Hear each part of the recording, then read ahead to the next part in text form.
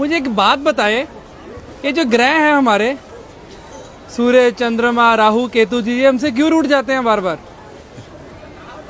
ये ग्रह किसके कारण प्राप्त हुए?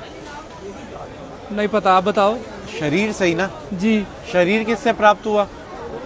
माता पिता से। माँ पिता से ना। माँ पिता कौन है?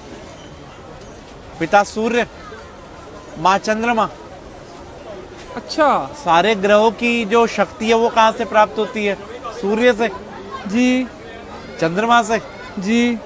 अब आप घर के ग्रहों को तो आप पूछ नहीं रहे और बाहर सोच रहे जा जाके सब ग्रह शांत हो जाएं, वहाँ पूजा करा लो, वहाँ पूजा करा लो, वहाँ पूजा करा लो। अरे कोई जरूरत नहीं किसी पूजा की।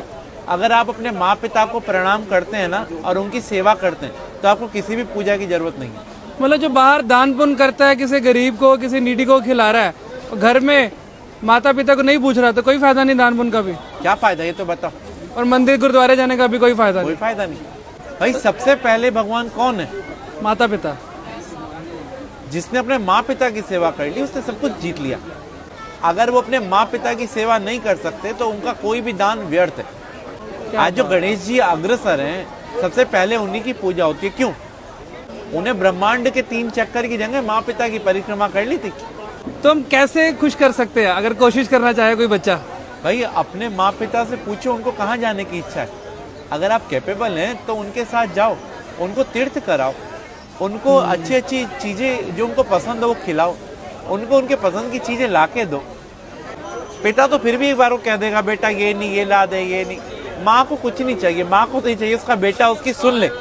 हाँ। तो हम लोग अगर अपने माँ पिता के साथ समय बिताएंगे ना तो उनका अनुभव, और अनुभव से बड़ा कोई भी टीचर नहीं होता। और आज के टाइम में यही विपरीत हो रहे हैं सब। सास ससुर को और बहू को प्यार करते हैं, बेचारी माँ जिसने जन्म दिया उसे जयराम जी की कर देते हैं। जिसके कारण सास ससुर और बीवी मिली है, सब मिले, उसको हम भूल रहे हैं। उसको हम भूल रहे हैं। तो यही हमारे असली कर्म है, बस बाकी सब ढोंग है। हमारा तो कर्म ही सिर्फ अपने माँ पिता की सेवा है, अपने माँ पिता और गुरु। प्रातः काल उठकर रघुराई, माँ पितु गुरु चरण नवाई। भगवान राम भी सुबह उठते ही सबसे पहला काम यही करते थे। माँ पिता की ही सेवा हर एक मनुष्य ने करी और वो भगवान बना। अरे वाह। और फिर उसको कोई ना तो ग्रह तंग करेंगे और ना ही कोई पितृदोष होगा, और उसके पूर्वज भी खुश, सब कुछ खुश। तो राहु केतु फिर तभी आकर परेशान करते हैं। भाई राहु केतु कौन है? बुध, चंद्रमा, सूर्य, शुक्र कौन है? शनि कौन है? हमारे ही पास रहने वाला एक व्यक्ति राहु है, एक केतु है, एक चंद्रमा, एक सूर्य, एक शनि है। तो हम इन सबको, भाई सबको तो नहीं मना सकते ना, लेकिन जो इनकी एनर्जी का केंद्र है उसको मना लो ना।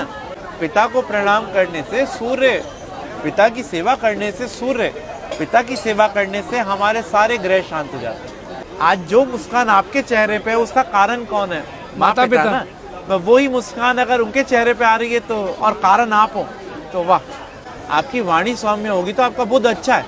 आप अगर तेजवान है तो आपका सूर्य अच्छा है। आप अगर सौम्य है तो आपका चंद्रमा अच्छा है।